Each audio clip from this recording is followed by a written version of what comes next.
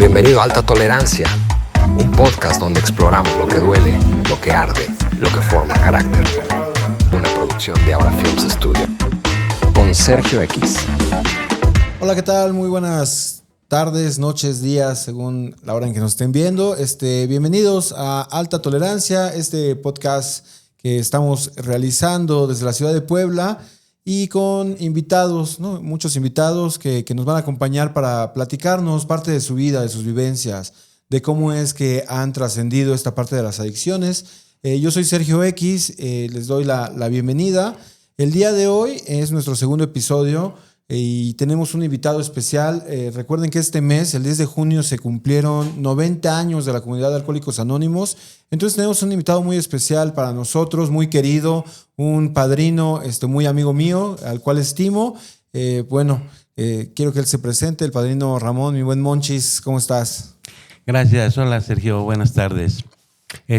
Pues muy agradecido por la invitación que me acaban de invitar en esta ocasión y pues muy contento, gracias a Dios. Qué bueno, padrino, es un gusto tenerte acá en el programa. Ahora sí que estamos prácticamente iniciando, es el segundo episodio que tenemos. El primero tuvo muy buena respuesta, le agradezco a toda la gente de verdad que se dio la oportunidad de ver la entrevista pasada. Y vamos a ir haciendo entrevistas distintas, ¿no? Esta vez, pues, tú como miembro de la comunidad de Alcohólicos Anónimos, me gustaría que te presentaras un poco con la audiencia, ¿no? Que te conocieras más allá del simple miembro de la comunidad de AA, ¿no? Porque eres mucho más que eso. ¿Cuánto tiempo llevas en la comunidad? ¿Cuánto tiempo has estado en AA? ¿Qué has aprendido dentro de esto? ¿Qué es lo que te ha dado Alcohólicos Anónimos, ¿no? Ok, pues mi historia empieza relativamente actualmente. El día de hoy soy optometrista. Tuve un empleo de 30 años en la Dirección de Tránsito del Estado, donde fue algo muy agradable, muy bonito. Pero actualmente soy optometrista. De alguna manera me encanta mi trabajo y me encanta estar en Alcohólicos Anónimos. Claro. ¿Qué tiempo llevas en la comunidad, padrino? 38 años. 38 años dentro de Alcohólicos Anónimos. Ya es una vida, ¿no? Has visto los cambios, has visto toda esta evolución del programa y de las corrientes dentro de nuestro país, ¿no? Porque realmente en México es donde más, yo creo que distorsionado se ha convertido el programa. Y bueno, yo no le llamaría solo de distorsionado, más bien como que ha tenido muchas evoluciones y muchas corrientes, ¿no? Porque a mí sí me gusta verlo como eso. Tú eres miembro o llegaste a la Central Mexicana de Servicios Generales, ¿no? Hace que 38 años, fue tu primer grupo. Es correcto. ¿A qué grupo llegaste, padrino? En mis inicios llegué al grupo Mayorazgo. Okay. Se encontraba a un lado del estadio de béisbol de Mayorazgo. Ahí fue mi información al público. Okay. Fue un 10 de agosto de hace 38 años, ¿no? Estuve una semana, me dieron mi información ahí, pero pues como que yo dije, no soy de acá. Esto no es para mí. No es para mí. Además, alguien por ahí me dijo, ¿puedes vivir mejor? Dije, no, yo puedo dejar el alcohol cuando yo quiera, no lo necesito. Pero me quedé con esa espinita y posteriormente llegué a lo que es un grupo de Fe y Esperanza en la 8 Poniente y 3 Norte, ahí enfrente del Mercado Hidalgo. Y era donde había vivido parte de mi infancia. Ahí estuve algunos años, pero posteriormente conocí a alguna persona y me trasladé al Grupo Colonial, que estaba en la 12 Poniente y 5 de Mayo. En el centro. En el mero centro. Ok, y ahí es donde te formaste. Prácticamente me formaron 25 o 28 años. Allá en el Colonial. Sí, yo te conocí ahí dentro del Grupo Colonial, entonces llevas tiempo ya estando con ellos, ¿no? ¿Cómo fue tu experiencia al conocer Alcohólicos Anónimos ya pues en esta parte de haber llegado joven a Alcohólicos Anónimos, porque llegas a una edad temprana, padrino, y ver esta transformación del programa? Pues yo llegué a la edad de 25 años, edad cronológica, ¿no? Y realmente me enamoró porque algo que me ilusionó, lo que más me llamaba la atención era, yo no quería dejar de beber, ni quería dejar de alcoholizarme, ni de drogarme. Pero hubo unas palabras que me gustaron mucho que me dijeron, también puedes dejar de sufrir. Claro. Entonces, ha habido un cambio muy drástico, de los inicios hasta el día de hoy, ¿no? las corrientes, diferentes corrientes. A mí me enseñaron algo muy bonito, que donde yo hubiera visto un logotipo con un triángulo, fuera la corriente que fuera, como actualmente existen, Sí, era mi casa. claro. Y eso me encantó. Sí, que ibas a ser bienvenido, ¿no? Donde veas el círculo y el triángulo, puedes llegar, tocar y vas a ser bien recibido, ¿no? Algo que creo que tanto tú como yo hemos comprobado, ¿no? La corriente que sea, aunque no te conozcan, y es bien agradable. Para mí que lo he vivido, Sí. el que llegues con la desesperación o con la necesidad o con el gusto de ir a algún lugar y que te reciban con una taza de café y que te den a veces la oportunidad de participar o alguien te escuche, pues no tiene palabras, ¿no? Es la gran comunidad. Pero bueno, padrino, voy a spoilear un poquito parte del trabajo que estás haciendo el día de hoy. Yo sé que no lo estás haciendo como para el público en general, pero pues se me hace muy importante y atractivo, ¿no? El padrino está escribiendo sus memorias y pues tiene acá, apenas me enseñó la portada que ya mandó a hacer de su libro. No es con ningún fin de lucro, no es para venta al público en general. ¿Para quién es este folleto, bueno, este pequeño libro, padrino?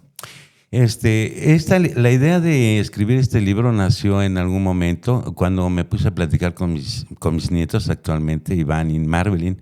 Ellos tienen 14 y 12 años. Y un día me dijo, les platiqué algo de la historia mía. Me dice, oye, ¿por qué no escribes un libro? Dije, ¿cómo crees? Yo no soy escritor. Pero escribe tus vivencias, plásmalas, pero di la verdad de lo que no sabemos. Y me quedé intrigado. Y un día así, estando en una locura,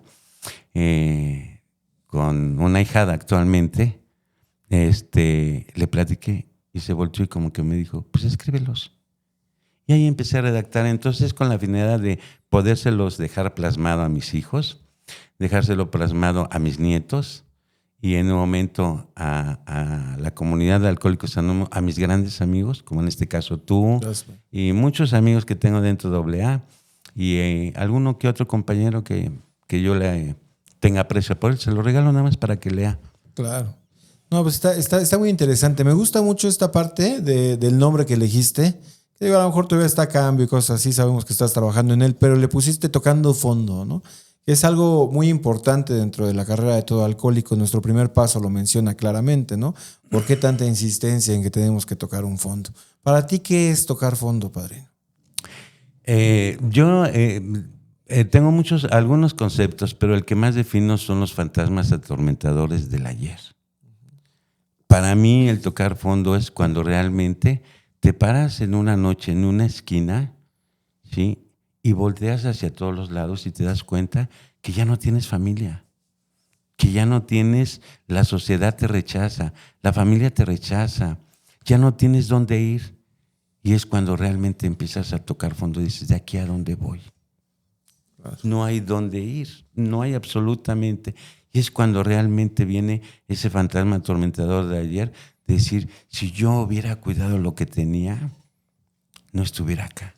Cuando empiezas a valorar las cosas pasadas, ¿no? Lo que tuviste y perdiste. ¿No? Es cuando te das cuenta que lo que tenías, ya lo que tienes hoy ya no lo quieres. ¿No? Ya no, porque tengo la botella, tengo mi libertad o supuesta libertad, ya no quiero eso. Y lo que tenía, ya no lo tengo, ¿no? Entonces es gran parte.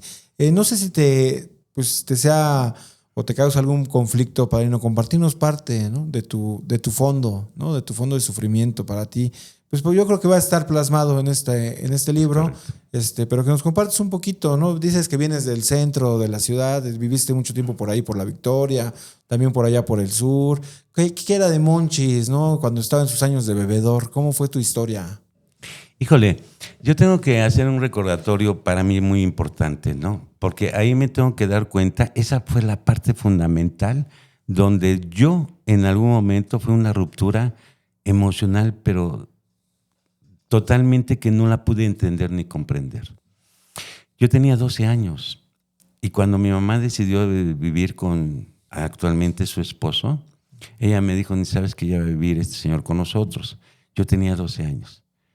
En ese momento sentí que había dejado de ser niño de mamá, porque ella se volteó a las atenciones para actualmente su esposo. Con su pareja. Entonces tuve mi primera ruptura emocional. No fue con ni una novia, ni con un amigo, con nadie. Fue con mi mamá. Y eso me hizo sentirme profundamente triste, que en un momento me sentí rechazado. Y cuando el Señor llegó y puso reglas en la casa, yo dije, me voy. ¿Por qué me tiene? Si ni mi papá, que tiene años que no lo veía, me somete a una disciplina así porque este Señor. Y opto por salirme de la casa. A esa edad, 12 años. 12 años. Me voy a la casa de un amigo y nada más vivía con su mamá. Y pues con la señora platiqué que me había corrido mi mamá y mi padrastro y me dijo, quédate acá. Y un 12 de diciembre era su fiesta de la señora Lupita, su mamá de mi amigo. Y hubo una fiesta, todos invitándote. Entonces Ramón prueba la primera copa de alcohol. No me gustó el efecto, pero me liberó, me sentí grande, me sentí superior, me sentí bonito. Y entonces a partir de ese entonces me empezó mi carrera alcohólica. Pasó como 8 meses y por ahí alguien me dijo, ¿sabes qué? Vamos a probar un cigarrito de esos verdes, ¿no? Y nunca había sentido el efecto. Me dio miedo, pero ¿qué crees? Cuando lo probé me gustó el efecto. Ahí empezó mi carrera. Ok. Entonces empiezas muy chico con tu consumo de tanto de alcohol como de sustancias, ¿no? ¿Qué es lo que te liberó? Dices tú, bueno, ya nos contas parte de la historia, haberte salido de la casa, esta represión.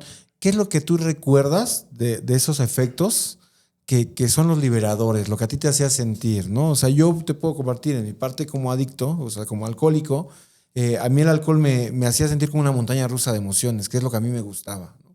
O sea, que de repente puedes estar, pues yo soy tímido, soy poco expresivo, ya con unas copas encima, como que pues, empiezo a hacer, ¿cómo se dice? Dicharachero. Empiezo a platicar, empiezo a sacar a bailar. Entonces, como que empieza a subir la montaña rusa, ¿no? Llego de repente hasta un punto donde viene la caída, que es cuando empieza la parte de que me vuelvo mala copa, ¿no? Ya empiezo a pelear, me empiezo a hacer. Y de repente, cuando está hasta abajo, el bajón, pues esa parte de la depresión, porque el alcohol es un depresivo, que me encantaba, ¿no? Que me hacía poder llorar sin prejuicio, ¿no? ¿Qué es lo que a ti más te gustaba de estas sensaciones, ¿no? ¿Qué es lo que estabas buscando? ¿Qué encontraste más bien a través del alcohol y las sustancias? Me dio mucha seguridad. El alcohol me dio mucha seguridad. El niño que era reprimido, callado, cuando yo empecé a probar el alcohol y la droga, me dio mucha seguridad. Yo me paraba a bailar, yo no sabía bailar. Pero bailaba. Yo no platicaba chistes y con el alcohol platicaba chistes. Era yo muy amoroso. Llegaba yo con los amigos así que estaban y los abrazaba, externaba todo mi cariño, todo mi amor, decía que eran lo máximo para mí. Y eso me encantaba, me quería sentir amado. Okay. Esa sensación me encantó mucho el alcohol. Sí, que te llenaba, ¿no? Llena ese vacío. Sí. Aunque sea momentáneo, sí, pero se llena. Es, ¿no? Correcto, sí. Y eso es lo mejor. Obviamente estamos hablando de tus primeros comienzos en la carrera alcohólica. ¿Cuándo te das cuenta tú que ya tienes un problema? Hasta ese momento no, era muy prematuro. Yo me doy cuenta cuando en un momento ya empezó a acrecentarse el alcoholismo y la adicción en esa casa donde viví con su mamá y con mi amigo, y como ya había droga y alcohol, en un momento me corrieron. Y entonces yo salí de la casa y dije, ¿a dónde voy? Mi mamá con su esposo estaba totalmente resentido. Claro. Mi papá, pues con su nuevo matrimonio, totalmente resentido también. Y yo estaba muy enojado porque en algún momento escuché que él no me aceptaba como su hijo, que era yo su sobrino. Imagínate nada más la dimensión que tenía yo al resentimiento. Entonces me aventuro al centro. Llego a donde no quería llegar, a donde encontré una familia. Fíjate qué cosa, Sergio. Una familia en el infierno. ¿Y por qué te digo que es una familia en el infierno? Porque todos eran drogadictos y alcohólicos como yo, a la de 12, 14, 15, 16 años. Pero encontré mi familia en ese mundo donde había prostitución, donde había droga, donde había prostitutas, donde había homosexuales. Ahí encontré mi familia. Y entonces tuve que llegar al mercado Victoria y rodearme con todo este tipo de gente. Entonces éramos como prácticamente 8 grandes amigos. Imagínate nada más los apodos. El Plátano, el Pichojos, el Cebollas, el Raúl, el Tachi, el Mundo.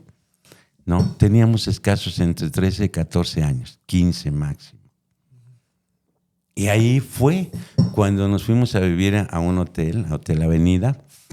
Ya no existe, estaban las 5 Poniente y 5 Sur, donde en la parte de abajo había prostitutas y homosexuales. Y nosotros vivíamos en la planta de arriba, alquilamos un cuarto y en las mañanas era prácticamente desde que me nacíamos hasta las 2, 3 de la tarde, 4, drogándonos. Y a las 7, 8 de la noche íbamos a saltar. Y en una ocasión me di cuenta que me di un sobrepasón entre alcohol, droga y pastillas, que yo me quería aventar en la ventana del tercer piso. ¿Qué edad tenías ahí ya? Ya tenía casi 14, 15. Okay. Entonces en ese momento yo estaba enlagunado, estaba en mi viaje, me detuvieron los amigos y al otro día me dicen, ¿querías hacer esto? Me caí el 20, dije, ahí me di cuenta que ya tenía problemas con el alcohol y la droga. Que ya no solo lo estabas usando para llenar ese vacío, que ya te estaban empezando a utilizar a ti las sustancias, ¿no? Ok, aún seguimos en una edad muy temprana, ¿no? 14 años, ¿no? 14 años ya viviendo este tipo de situaciones, ya teniendo estos, no sé, esas experiencias ya fuertes. ¿Qué es lo que pasa? ¿A qué edad llega, no sé, la primera mujer a tu vida, ¿no? Porque las mujeres son parte de la enfermedad. Sí, efectivamente. Fíjate que en ese trayecto, ya cuando voy avanzando en mi alcoholismo y en la adicción, yo pensé y me imaginé que teniendo un hogar, una esposa al lado y unos hijos, iba a dejar el alcohol y la droga. Uh-huh. Y afortunadamente me la encontré en una discoteca, ¿no? Una niña bien, de familia, funcional, papá, mamá, hermanos. Y cuando yo la conozco, que ella estuvo estudiando pues, para maestra, yo dije, wow, ella me va a cambiar. Porque conoce el amor, conoce todo lo que yo no conocía. Me va a proteger. La conozco. Y entonces empiezo a enamorarla. Pero, ¿qué crees? Yo no actué como debería haber actuado. Pues no sabía cómo. Un día con alcohol, una feria, un 1 de mayo, en la feria le dije que se tomara unas copas, la trató de emborrachar y me la llevó al hotel. Y al otro día amanece muy asustada, pues era hija de familia, me dice, ¿qué hacemos? Le dije, no te preocupes, nos casamos. O sea, era la solución para mi vida. Claro. Tenía que agarrarme de algo, porque no tenía nada. No tenía papá, no tenía mamá, no tenía nadie. Ella era la solución a resolver mi problema por la cual yo estaba careciendo. Claro. Pensé que teniéndola ella a mi lado, iba a dejar de consumir alcohol y droga. Claro. ¿Y no fue así? No. Claro. Y empieza la vida marital. Es correcto. Con la sustancia todavía. Es correcto. ¿Cómo se vive una relación de pareja con el alcohol de por medio? No, para mí fue tocar fondo.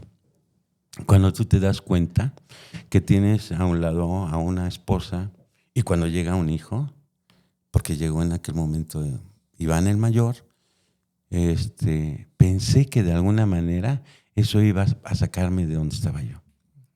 Pero qué triste, porque cuando el alcohólico como yo empieza a lastimar a gente inocente, les matas la ilusión, el espíritu, dañas totalmente. Entonces empiezas a formar un hogar triste, vacío, nada más vivir por vivir. Y cuántas veces yo en las borracheras, en las crudas le decía, le prometo que ahora sí dejo de beber porque te amo, te lo demuestro, tanto a su mamá de mis hijos como a mi hijo. Y te das cuenta que no es cierto, que no puedes, ya no puedes. Perdiste el control. Claro. ¿Y ahí es cuando ya llegas a buscar la ayuda o todavía te faltó más fondo? No. Algo que me cimbró para poquito voltear y darme cuenta que necesitaba yo dejar de beber era, hoy lo digo así, por la gracia de Dios, la muerte de un hijo. Okay. Un 24 de diciembre, cuando todos están festejando el nacimiento de Jesús, yo estaba velando a mi hijo solo y mi esposa en el hospital y yo solo, con la botella al lado y un amigo. Y un 24 de diciembre me resentí en contra de Dios, en contra de todo mundo. Y entonces ahí fue cuando volteé y dije, tengo que hacer algo por mi vida. Ya no por nadie, por mí, porque me estoy destruyendo. Ahí fue cuando vino por primera vez a mi mente el querer dejar de beber. Pues qué fuerte, ¿no? Qué fuerte experiencia la que viviste. ¿Cómo se trasciende, padrino, esta situación? ¿Cómo la llegaste a trascender? Me imagino que en el momento, pues todavía viviste algunos años en el consumo, ¿no? En la lamentación, en el resentimiento que contabas. ¿Cómo es que empiezas a salir de todo esto? ¿Cómo es que llegas a buscar la ayuda, ¿no? Decías tú hace rato, no para dejar de beber, porque esa es la realidad, ¿no? Aunque el enunciado dice ahí que el enunciado de Alcohólicos Anónimos dice que el requisito es querer dejar la bebida. Casi nadie quiere dejar la bebida, queremos dejar de sufrir, ¿no? Y tú traías un fondo de sufrimiento ya grande. ¿Qué es lo que te hace realmente empezar a buscar la ayuda? La muerte de mi hijo fue un parteaguas, porque en ese momento yo decidí ir a buscar a mi papá. Cuando yo llego a buscar a mi papá y le platico que era un 24 de diciembre y que el panteón no tenía servicios y yo no tenía dinero, y yo le digo, ni sabes qué, quiero que me ayudes. Y él lo único que me dijo, sí, vamos. Pagó el funeral, lo que tenían que pagar, y me dice, bueno, te dejo porque me tengo que ir a trabajar. Eso a mí me provocó mucho resentimiento, odio y una sed de venganza en contra de él.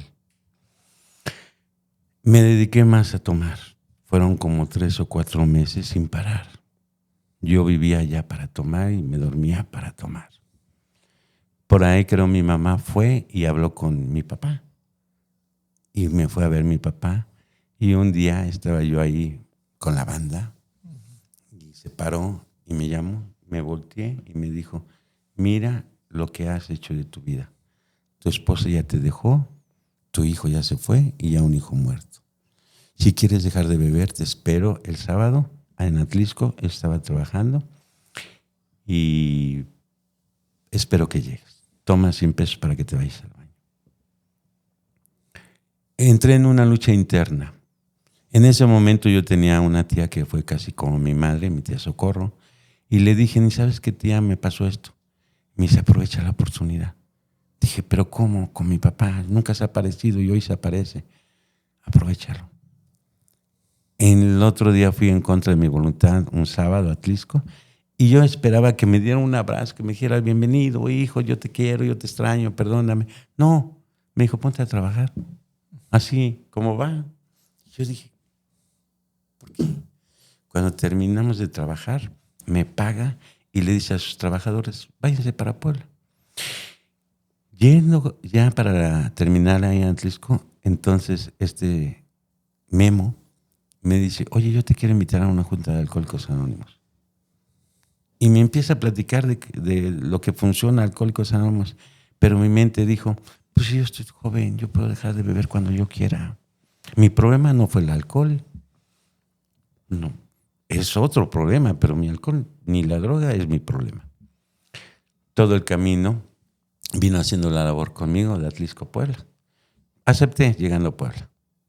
En ese momento me lleva a un grupo tradicional, al grupo Bill W, que estaba en la 2 por 27 Norte. Ahí fue donde llegamos y era un 8 de agosto, y entonces hay una junta de información. ¿Y qué crees que pasó? Dijeron, no podemos dar la información porque estamos ahorita en una junta de trabajo porque mañana es el aniversario. Si quieres, tráelo mañana. Yo sentí alegría. Qué bueno, ya me salvé, dije. Sí. Ya, de aquí, mañana, ya, vámonos. Pero el Señor insistiendo, me dijo, mañana. Dije, no, mañana es domingo. Mañana. No, no quiero. Mañana, te esperamos en el Paseo Bravo a las 9. Dije, bueno, acepté. Al otro día llegué, a las 9 efectivamente ya habían 3 compañeros, entre ellos Memo. Él fue mi padrino de mensaje. Entonces, Y me trasladó al grupo mayorazgo. Cuando yo llegué y me senté, ya había como 10 personas. Y todos me empezaron a dar el brazo, bienvenido, bienvenido. Yo me quedé así como que, ¿qué les pasa? Pura gente grande, yo estaba joven, 25 años. sí. Me empiezan a dar la información, no, a manera tradicional. Y mientras todos pasaban a darme la información, casi nadie toca su vida privada. Nada más me dicen cómo funciona el programa. Solamente el último habló un poquito de su vida personal. Y cuando habló, yo dije, mi papá ya vino a decirles toda la historia mía. Y en ese momento me sentí reflejado con él. Dije, pero ahorita voy a pasar y les voy a decir de que lo que se van a morir. Y así fue. Cuando al final iba a terminar la junta, me dicen, sube a la tribuna, ¿quieres decirnos algo? Yo me quedé helado. Y dije, bueno, subo. Yo tenía pensado decirle cómo les iba a componer la vida a ellos, no ellos a mí.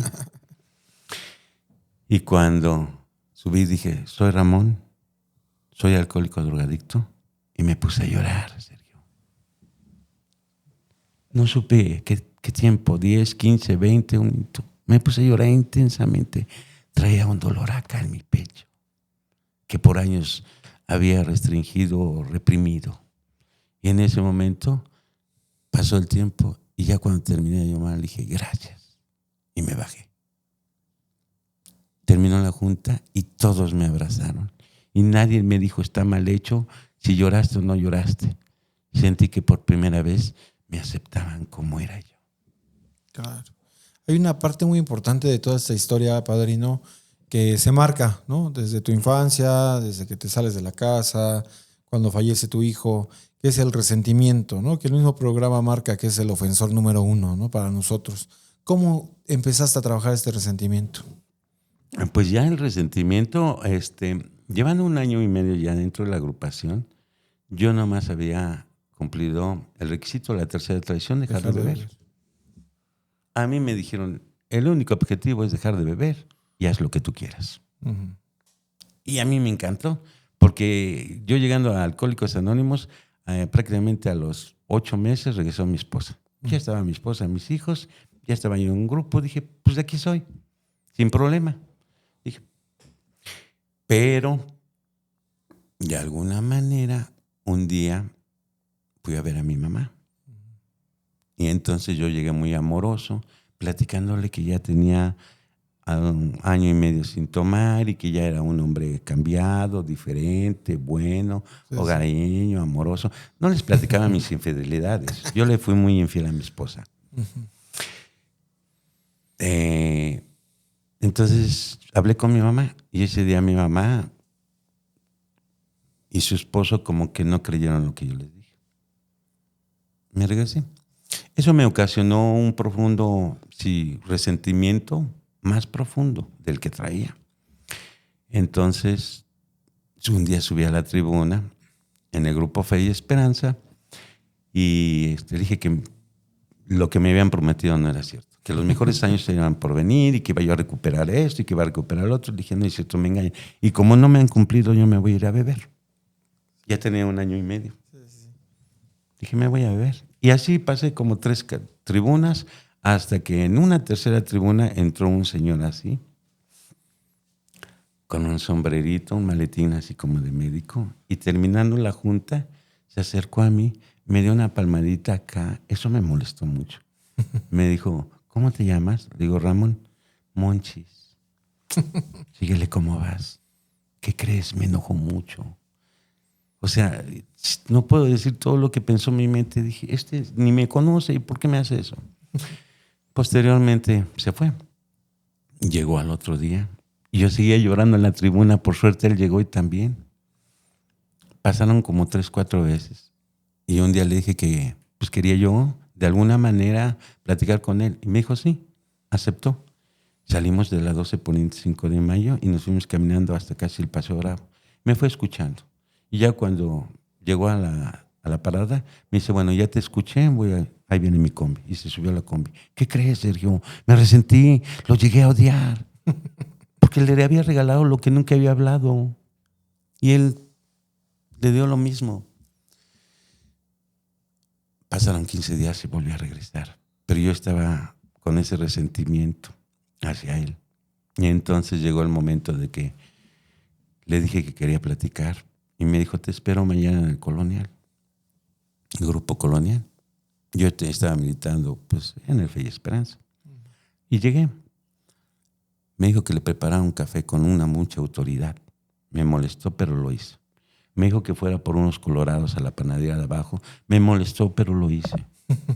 Algo, no sé qué tenía. Y una vez platicando, se paró ahí en el barandal que daba a las 5 de mayo. Era un domingo. Y me dice, ¿qué ves? Y yo me quedé mirando y digo, pues mucha gente. No, pero ¿qué ves? Pues mucha gente. Y me dice, ¿no te llama la atención, mira, esa esposa con sus niños de la mano? Le dije, sí.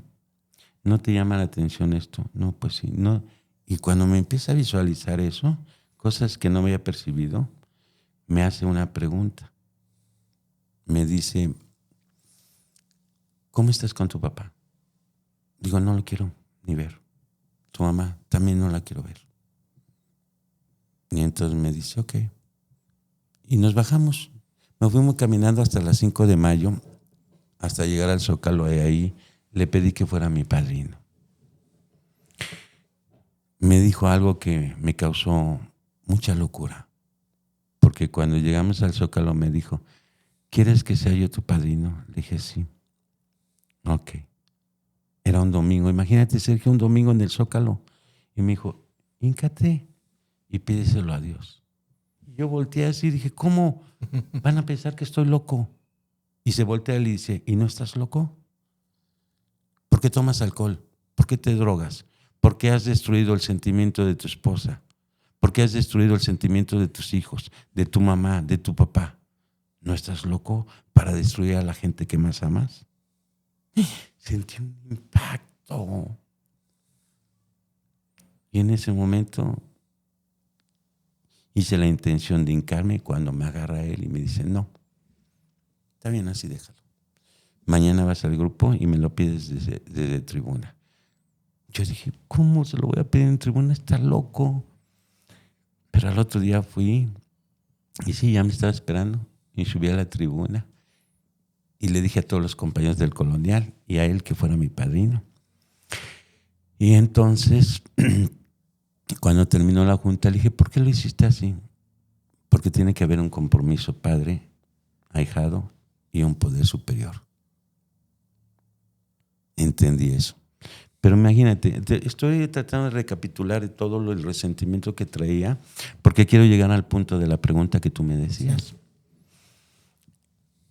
Cuando de alguna manera me dijo que hiciera una lista, como los Reyes Magos, que yo le hiciera así, que qué era lo que yo quería de la vida. Y en el número 1 puse que regrese mi esposa y mis hijos, porque ya se había ido. 2, quiero que me regrese mi trabajo. En aquel tiempo transitó el Estado. 3, quiero una casa. 4, un coche. Y así. Y al último puse dejar de beber. ¿No? Y que quería llevarme bien con mi mamá y con mi papá. Entonces, cuando él me dice, ok, vamos a empezar por lo primero es lo primero. Y lo primero va a ser tu sobriedad. Y para que tú estés sobrio vas a tener que trabajar el resentimiento. Entonces, ¿quién está a la mano? ¿Con quién quieres ponerte en paz? Con mi mamá. Entonces me dijo, ok, sube a una tribuna y habla del enojo y resentimiento que tienes con tu mamá. Y entonces, en aquella ocasión subí y saqué mi enojo con mamá.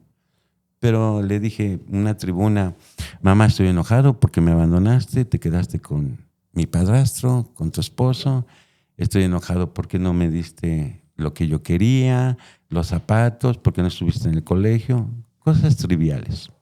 Cuando bajé a la tribuna me dijo, ¿eso qué fue? Mi resentimiento. Okay. Pues mañana vas a ver a tu mamá y le llevas unas flores y le dices que la amas mucho. Y ya después en la tarde nos vemos a ver cómo te fue. Dije, bueno. Te lo puedo asegurar, Sergio, que de alguna manera yo no sabía, tenía 1 año y medio y no sabía cómo trabajar un resentimiento. Cuando yo llego al otro día con mi mamá y le llevo las flores, mi mamá se puso alegre. Y estábamos alegres hasta que me dijo, ¿quieres desayunar? Le dije, sí. Y me da lo que más odiaba, un caldo de habas. Y cuando le dije, ¿cómo te atreves a darme si ya sabes que no me gusta el caldo de habas? Y empieza a salir el enojo y el resentimiento. Por eso no quiero llegar a tu casa, porque ya me das esto. Y empiezo a sacar el pasado de la infancia, de la adolescencia. Mi mamá se queda llorando. Le dije, y le azoté la puerta y le digo, por eso no quiero regresar a tu casa jamás. ¡Pum! Me aviento el portazo. Me bajé las escaleras, me fui llorando. Cuando llego con el padrino Ángel X, que ya me estaba padrinando, me dijo, ¿cómo te fue, Monchis? No, mal. Y le platico todo el acontecimiento. Me dice, pero si ayer ya trabajaste tu resentimiento, ¿cómo es posible que ya hayas tenido conflicto con tu mamá?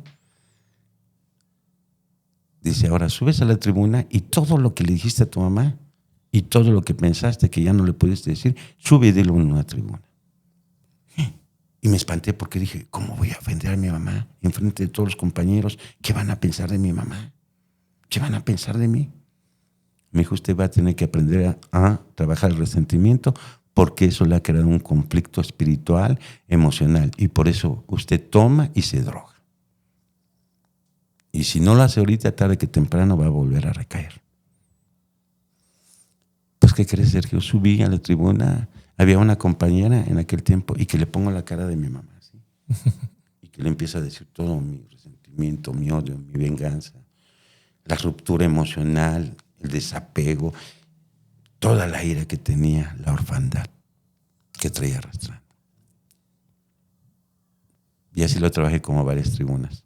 Cuando no sé qué tiempo pasó, me dijo el padrino, ya no lleves flores y ve a ver a tu mamá. Fui a ver a mi mamá en contra de mi voluntad. Cuando llegué, mi mamá me dijo que porque me había enojado, que porque no había ido. Pero yo me quedé callado. ¿Quieres desayunar? Sí. Y lo que ella me dio a desayunar, lo acepté. Y entonces, en ese momento, la escuché y la escuché. Y la escuché. Y me acordaba de todo lo que había dicho en la tribuna. Y entonces su carita, sus ojos, me nació algo que yo nunca jamás había sentido. Era querer abrazar a mi mamá y decirle, ¿sabes qué, mami? Perdóname, he sido un mal hijo. Lo único que hice fue levantarme. Me costó mucho trabajo porque mi mamá era de rechazo. La abracé y le di un beso en la frente y por primera vez mi mamá se levantó y me abrazó y me dio un beso. Cuídate mucho, sigue yendo a tu grupo. Fue lo máximo. Claro. Fue lo máximo que me pudo haber pasado. Ahí inicié un proceso de empezar a trabajar mi resentimiento. Claro. Mira, de lo que nos compartes me quedo mucho con dos partes, ¿no? Una, que es el ver cómo trabajan los padrinos, ¿no? Porque este podcast obviamente lo ve mucha gente que no está familiarizado con la comunidad de Alcohólicos Anónimos.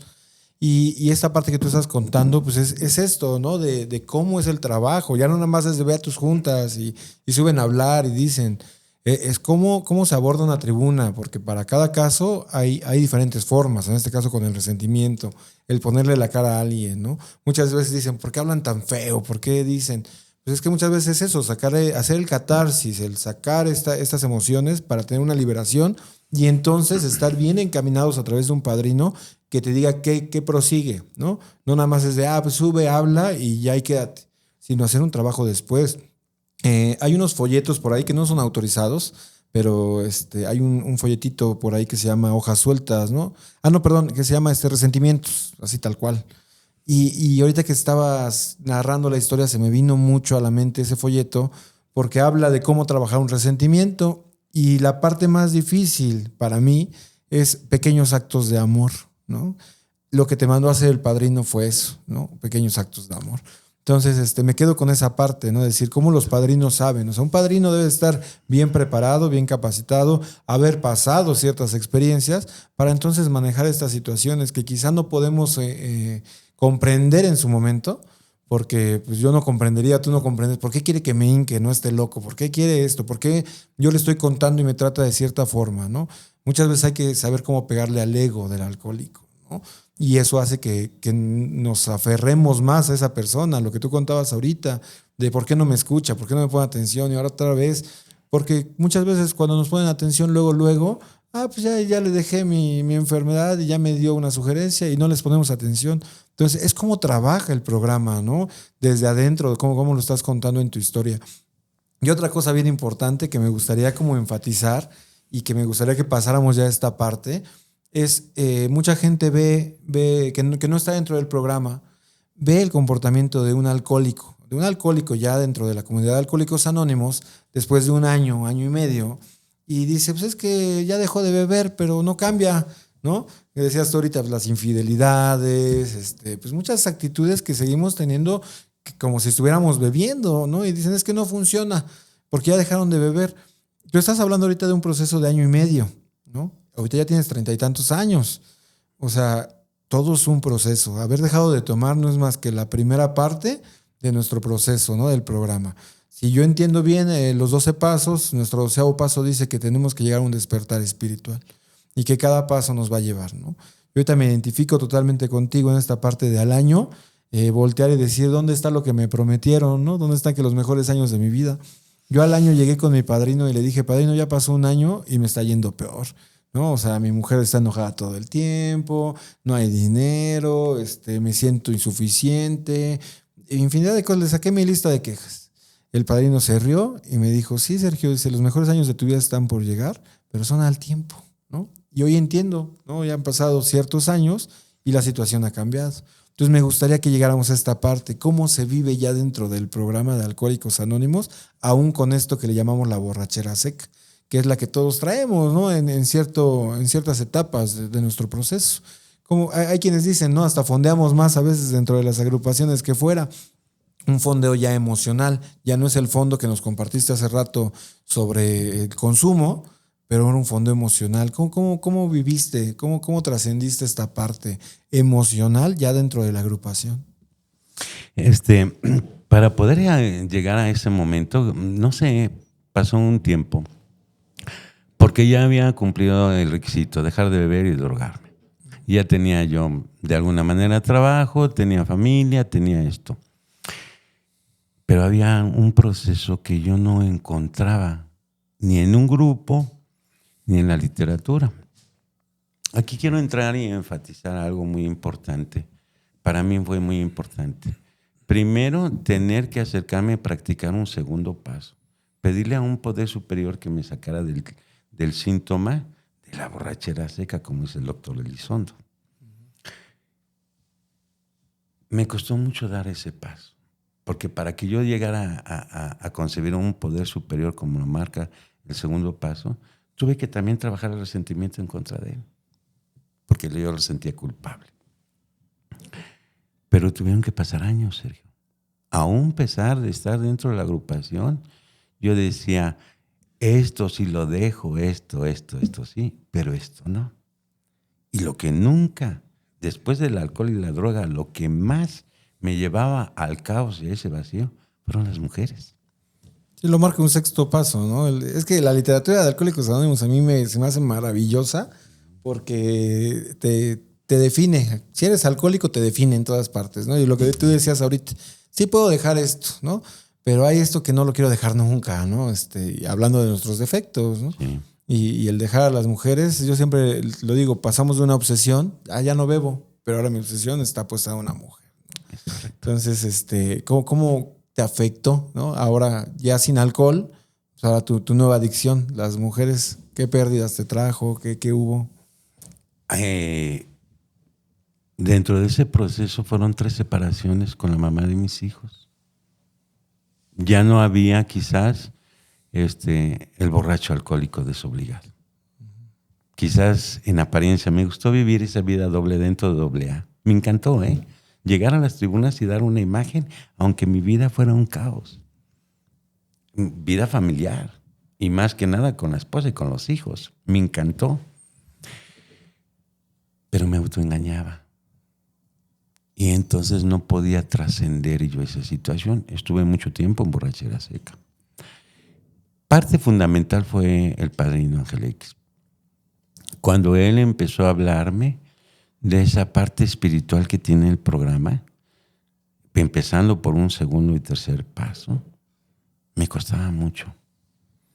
Entonces, terminaba, nos juntábamos, mi esposa y yo, y así era un vaivén, vamos, venimos, esto, lo otro, acá.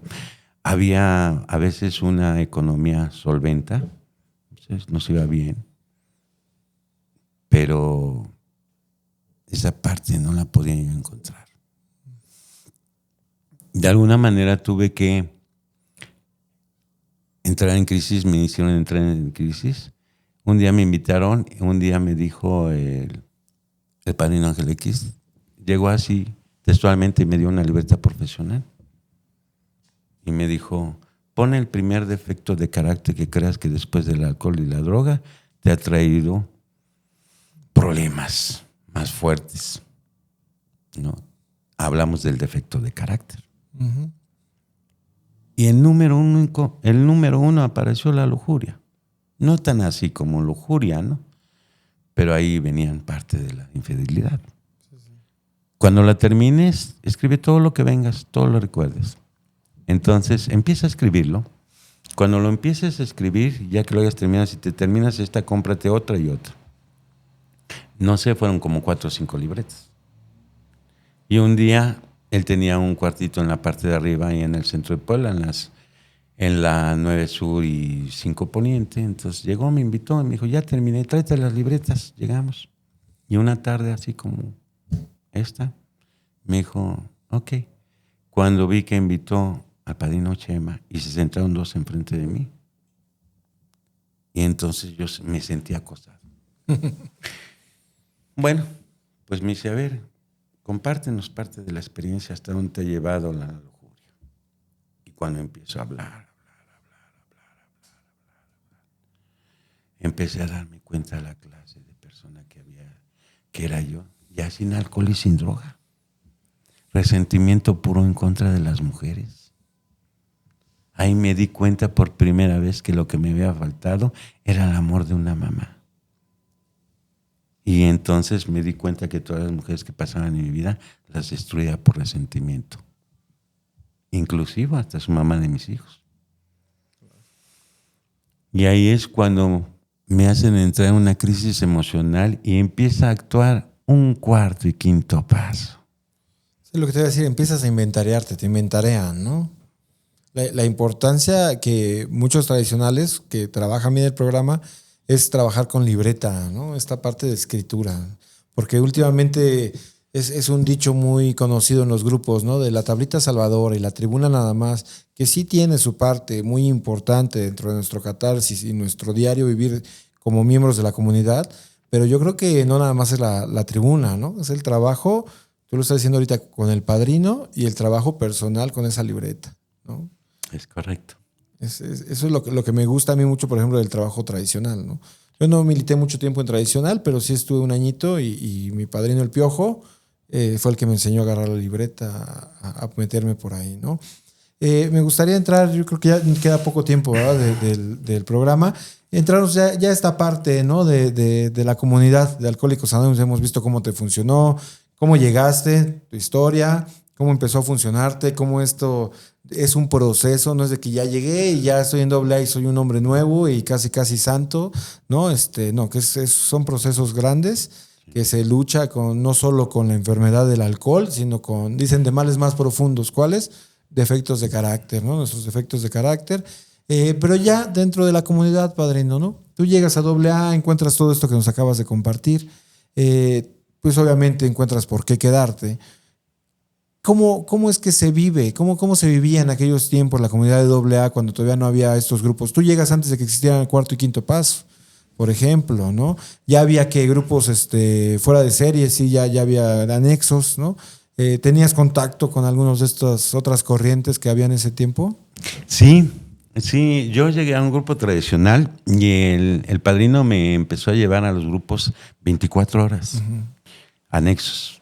No, en aquel tiempo eran 3 grupos muy fuertes, anexos, o sea, para totalmente los desahuciados, que era el grupo La Piedad, que era el padrino Félix, sí.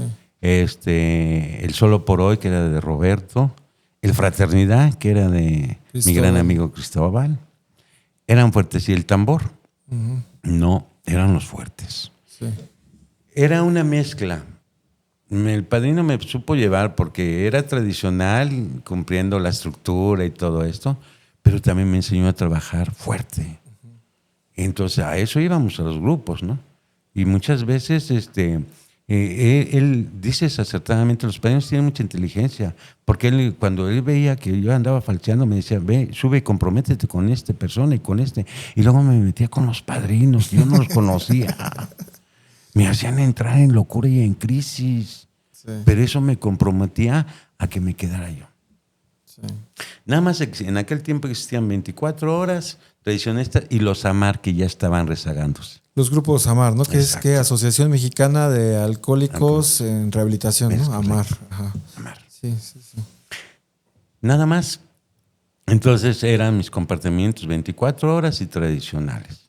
No existían, como el día de hoy, los cuartos, quintos pasos. Uh-huh. No existían los liberales, no existían los fuera de serie, uh-huh. No existían. Sí. ¿No? Pero los 24 horas era lo fuerte, digámoslo así, es donde traían la terapia, donde empezó esta terapia ya directa, ¿no? Porque sí. En tradicional no había terapia directa. Por mucho lo que tú decías, ¿no? Ponle la cara, pero no era hacia la persona. Y en 24 horas sí ya era de que te digo tu precio y de qué te vas a morir y cómo es, ¿no? Que en parte es de la terapia que a lo mejor mucha gente a veces dice, es que eso está mal, ¿no? Dentro del programa de AA. Pero digo, a cada quien le va a funcionar lo que necesita y bien o mal a ti te fortaleció en cierta forma, ¿no? Te calibró. Fíjate que yo quiero hacer y quiero que sea, y deseo que sea un punto de controversia para el que nos vea, ¿eh? Sí. Y no para ocasionar malestar, sino que se ponga a investigar. Porque hay mucha gente dentro de la comunidad que es ignorante. Sí. ¿Ya me entendiste?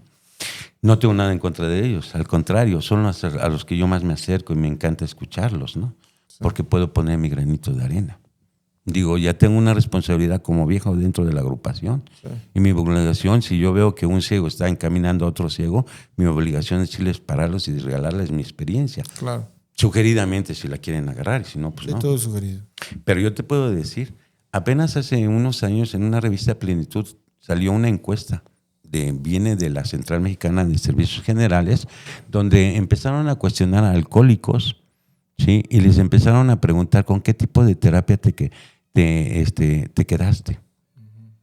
Y el 90% de los compañeros que ya no han vuelto a beber ni a recaer y que algunos han logrado tener una vida familiar placentera, ha sido con terapia directa. Y hoy actualmente el programa es el mismo de hace 90 años, sí. ¿no? Entonces le funcionó a los primeros 100 alcohólicos y hoy han venido cambiando las cosas y a hoy casi el 10% se queda en la agrupación y el 90% se van. Claro. Porque hoy los tratan entre algodones.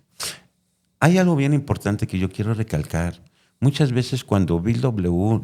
en aquel tiempo, cuando hubo la fundación de Alcohólicos Anónimos, llevaba al alcohólico a su casa, le ofrecía el café, el baño, la habitación y todo. Y se iban y volvían a beber. Cuando llega con su psiquiatra, Bill W. le dice, oye, ¿por qué se están yendo? Dice, ¿de qué les hablas? Dice, pues es que le hablo de mi resplandor, del que se me iluminó el cuarto. Y dice, no, háblales de la enfermedad. ¿No? Cuando esos arqueos, cuando esas crudas en aquel tiempo, ¿no? Ese sentimiento de soledad profundo, esa depresión, ese rechazo, háblales de eso. Y cuando él empieza, Bill W. regresa a hablarles de eso, ¿qué crees? A los 4 años, 100 alcohólicos habían dejado de beber y crearon el primer libro, el libro que todos conocemos los que estamos en la agrupación, de Alcohólicos Anónimos. Entonces, no estoy en contra de la terapia entre algodones y directa, pero a mí me funcionó. Claro. A muchos se preguntarán por qué no le funciona. Y es que en un momento, algo también muy importante, si el padrino que tienes te demuestra el ejemplo, te convence a hacer un cambio. Es que yo creo que ahí está, tú decías bien ahorita, ¿no? Pónganse a investigar bien, porque muchos también piensan que solo es terapia directa, ¿no? Y te reciben en el grupo y te dicen de cosas, pero no te guían, ¿no? Entonces yo creo que es un complemento. O sea, el programa de Alcohólicos Anónimos para mí son 12 pasos que se le tienen que dar vida. No sirve de nada, simplemente dice por ahí, si no me equivoco, el segundo capítulo, hay una solución ¿Cuál es la solución? Dice, simplemente la solución es agarrar estos instrumentos de herramientas espirituales que nos da el libro, que nos da el programa. ¿Cuáles son estas herramientas espirituales? Tribuna, apadrinamiento, inventario, meditación, oración, creencia en un poder superior, ¿no? Reparación de daños. Es practicar estas herramientas. No sirve de nada más que me digan mi precio si no me están orientando a cómo utilizar las herramientas espirituales. Yo igual no estoy peleado con yo nací en 24 horas, padrino, ni modo que me resienta cuando me dicen mi verdad, ¿no? Me enseñaron bien, pero sí creo que hay muchos a los que les falla eso, ¿no? Tú decías, hay mucha ignorancia. Pensamos que nada más te digo tu precio y ya, ¿no? Con eso él debe de entender. Pues sí entiende, porque te sacude, ¿no? Te sacude al ego. Es una terapia ego reductora fuerte, ¿no? O sea, le estás dando al ego directo, pero después de que ya el ego se doblegó, entonces empieza el verdadero trabajo, ¿no? Que es la comunidad. ¿Tú hoy sigues perteneciendo a grupo de Central Mexicana, padre, no? No. Ajá. Fíjate que por necesidad hice 30 años en los grupos tradicionales. En el grupo tradicional, en la Central Mexicana de Servicios Generales, 30 años. Y exactamente hace 8 años decidirme la oportunidad. Porque algo que te tengo que compartir y es honesto, 30 años conocí al revés y al derecho la enfermedad. Pero me faltaba la parte espiritual. Y cuando llegó un momento de crisis que tuve que vivir, me invitaron a un cuarto paso. Imagínate, me invitan a mí, que fui el crítico número 2 o 3 en contra de los cuarto quinto paso que estaban fuera de todo contexto, sí, ¿no? Entonces dije, va. No fui convencido, fui por necesidad. Pero fuiste a hacer tu escritura. Sí. Entonces, cuando me pongo a la disposición, ¿qué crees? Bendita Hacienda, benditos cuartos quintos pasos. Lo más maravilloso que le puede pasar a un alcohólico es ponerse en contacto consciente con Dios en un terreno sagrado. Ya después, lunes, viernes, sábado y domingo, pues vives una experiencia de domingo, aunque el lunes se te olvida a veces, ¿no? O se les olvida mucho. Cada quien vive su experiencia. Pero entonces decido los cuartos, quinto pasos. Estoy de 5 años y 5 o 6 años conociendo cómo trabajan ellos. Qué agradables grupos, agradables. Me encanta cómo trabajan la Hacienda. No estoy de acuerdo en cómo trabajan sus grupos, pero he aprendido a respetar. El trabajo de Hacienda, ¿no? De Hacienda. Acá ya llegamos a un punto como bien importante, ¿no? Los grupos tradicionales, los 24 horas y los cuarto y quinto pasos, que creo que son las corrientes más fuertes el día de hoy en nuestro país. Y llegamos a la conclusión, yo creo, que cada quien tiene lo suyo, ¿no? No estamos diciendo que nadie tiene la verdad absoluta, pero todos trabajan de cierta forma, ¿no? Y personas como tú, padrino, o en mi caso, que nos gusta irnos a meter a todo. Yo concibo Alcohólicos Anónimos como un todo, ¿no? Correcto. Como creo que tú lo llevas, ¿no? Y entender esta parte, ¿no? Que pues nadie tiene la verdad absoluta de lo que es la recuperación para alguien, ¿no? El problema, yo siempre he dicho, vamos a meternos en controversias, dices tú. Para mí, el gran problema de los 24 horas, de los cuarto y quinto pasos, porque si hay cosas muy malas, tengo que aceptarlo, en 24 horas, como los maltratos, los golpes, bueno, ha llegado a haber hasta fallecimientos, o en los cuarto y quinto pasos, que personas que ya se exorcizan personas, o que le ponen a pegarle al piso con la manguera, o sea, cosas que ya no tienen nada que ver con el programa. Siento que todo esto viene a raíz de la Central Mexicana de Servicios Generales. Para mí, cuando me dicen, es que los 24 horas están mal, cuando un tradicional me lo dice, le digo, sí, pero todo es a raíz de los tradicionales. Porque si ellos hubieran regulado en sus inicios, cuando 24 horas, porque cuando 24 horas surgió, ellos fueron todavía hasta Nueva York, no me acuerdo el nombre de este señor que inició los grupos de 24 horas, fueron a las oficinas de Nueva York, las oficinas no les negaron. Les dijeron, ¿sabes qué? Ven en 3 meses. Y este cuate dijo, pues yo para qué voy a regresar. Yo voy a abrir mi grupo. Y lo abrió y empezó a dejar gente que se quedara. Y era algo que no estaba fuera de principios para nada, padrino. O sea, tenían su sesión y al lado, en el cuarto anexo, por eso se llaman anexos, pues los dejaba dormir. O sea, no había nada de malo, pero ya sabes, los puritanos, no, ¿cómo? No, esto está fuera de principios, ¿no? y los dejaron. Entonces nadie reguló. Hasta el día de hoy cualquiera puede abrir una casa y para mí la terapia es que estén de pie todo el día y eso les va a funcionar. ¿Y quién los regula? Pero si la Central Mexicana de Servicios Generales hubiera desde un principio regulado, igual los cuarto y quinto paso, esto es, y esta es la estructura y se va a manejar así, no hubiera habido problema, padrino. Pero para mí ahí está el meollo en los tradicionales que se han querido proteger. Sí. Hoy que ayer o antier fue 10 de junio, vi un artículo, ¿no?, sobre los 90 años de Alcohólicos Anónimos. Bueno, ahora ya no le tiran a los tradicionales, a los 24 horas, ya no le tiran a los cuarto y quinto. Ahora ya hablan mal de las clínicas. El chiste es pelear con alguien. El chiste es, esto está mal, esto no es AA y el mensaje es gratuito. Entonces, yo siento que es parte, ¿no?, de lo que tendría que haber sucedido, que lamentablemente lo hubiera, no existe, pero pues es regular las cosas, ¿no? Digo, no podemos cambiar a todos los grupos, no podemos cambiar la mentalidad de todos los padrinos, pero nosotros como individuos, pues abrirnos de mente, ¿no? Y darnos cuenta que la pelea no es con nadie, que al fin y al cabo, pues todos somos enfermos, padrino, ¿no? Y que tanto el 24 horas, el tradicional, el cuarto y quinto, pues son personas enfermas y que están encontrando una solución y que si a ellos les funciona de tal manera, pues es porque funciona y todo funciona. Me decía mi padrino, todo funciona, el que no funciona eres tú. Pero fíjate, quiero hacer énfasis en lo que tú acabas de decir, me remonto y me estoy recordando. Cuando todavía no existían las tradiciones en aquellos tiempos, cuando inició Alcohólicos Anónimos, y llegó una persona que no tenía el problema del alcohol, tenía otro tipo de problemas, y todos los viejos del grupo dijeron, ¿qué vamos a hacer con él? La tercera tradición. Y entonces volteó el viejo y dijo, ¿qué hubiera hecho Dios? Pues acéptalo. Te puedo decir algo, Sergio. 24 horas, tradicionales, fuera de series, clínicas, para mí es un mundo grande de amor para el enfermo que está buscando la ayuda. Claro. Nada más. Pásale, bienvenido. ¿Te funciona una clínica? Bienvenido. Quiero hacer énfasis en lo que acabo de decir.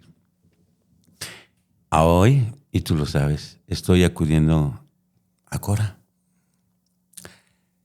Fíjate qué bonito, me encanta, me enamora el trabajo, porque yo pensé que nada más la psicoterapia era para la persona que está en la clínica, para el internado. Hoy me doy la vuelta y veo a papás participando.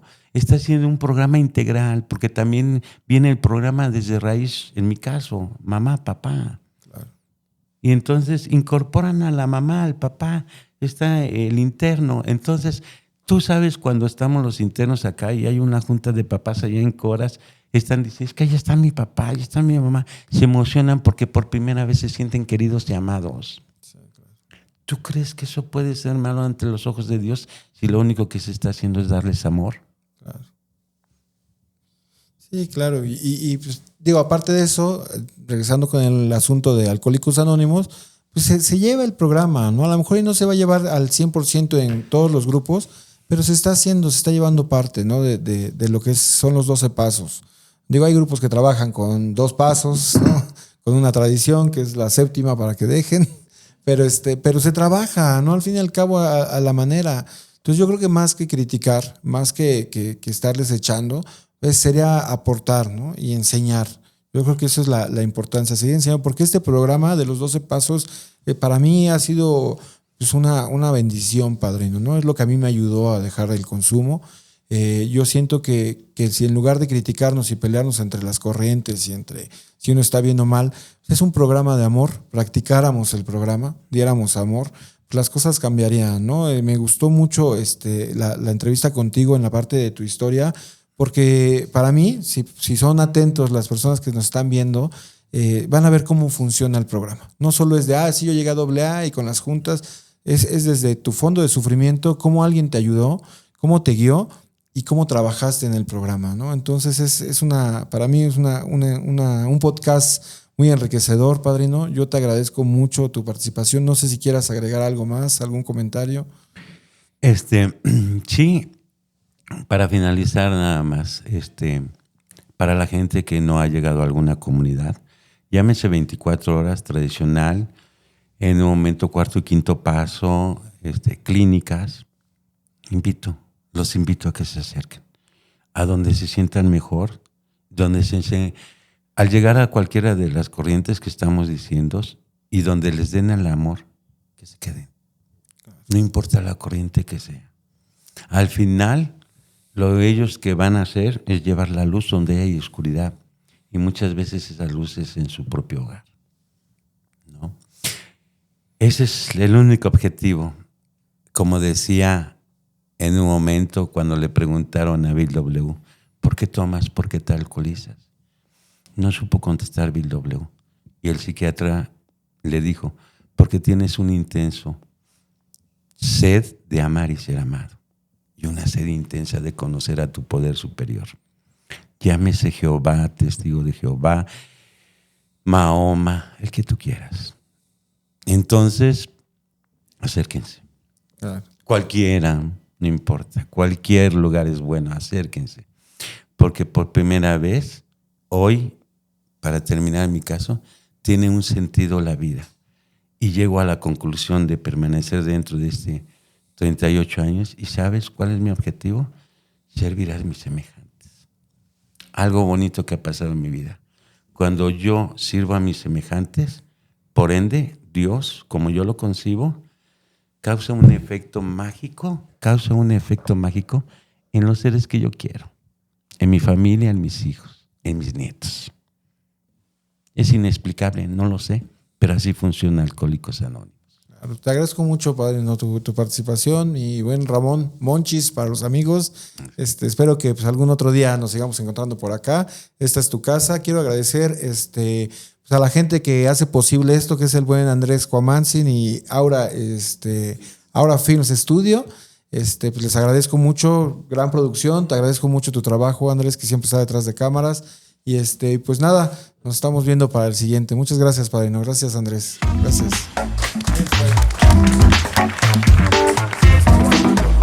Una producción de Aura Films Studio.